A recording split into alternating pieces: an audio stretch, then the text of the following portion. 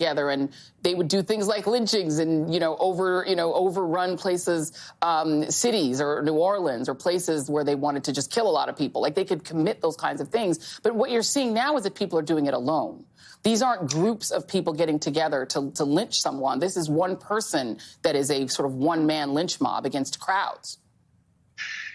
Yeah, what's interesting about this is that this is a phase, I think, that all young men go through. I am the only person who understands everything. It's adolescent, right? I mean, that's why the word is an adjective itself. It's adolescent. It's adolescent fantasizing. But the difference is that I think in previous eras, young men are socialized out of this, or to put it another way, they grow up.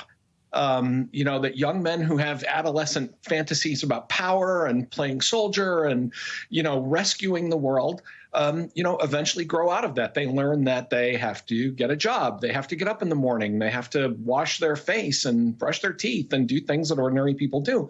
And what's common among so many of these young shooters, again, as an impression on my part, is that they just don't seem to have ever internalized that. I mean, it's almost like they're waking up every day and saying, why aren't I Tony Stark? Why aren't I the star of a Marvel superhero movie?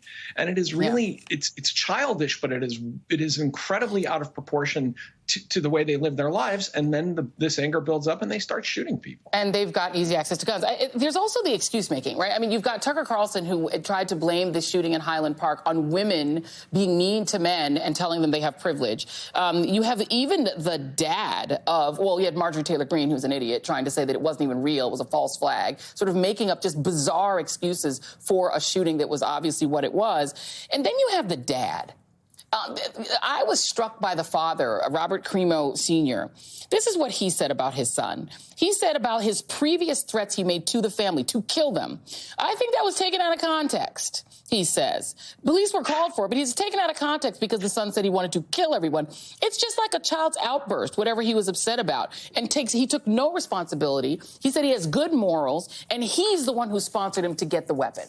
What do you make of that? Because if you're growing up with somebody like that makes those kind of excuses for you, well, not as surprising that you would be the kind of guy that he is. Well, if you're growing up with someone like that, you're not growing up. That's part of the problem. That the first thing I thought when I read that is, wow, how could a young man end up with, this outsized sense of entitlement and inability to take responsibility?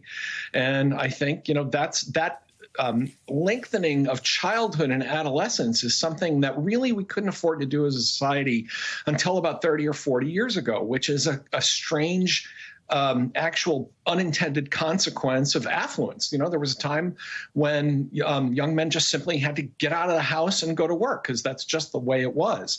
Now, I don't know in any one circumstance what creates these young men, because they come from different backgrounds. A few of these shooters, by the way, have been young black men with the same kind of towering kind of narcissism. There was one mass shooter who was a young African-American man, said he wanted to talk to Hillary Clinton on the phone. Better get her on the phone. Again, that sense of I'm very important. People need to listen to me. But these kind of young alienated losers, I often wonder about the family situation where people have been making these kinds of excuses for them and then providing them with weapons. This is shades of Sandy Hook, where you had a very emotionally disturbed young man and his mother decided that the solution for him was to take him to a shooting range with powerful weapons. There's something very wrong going on here at this level of society, and I think we're not really confronting it yet.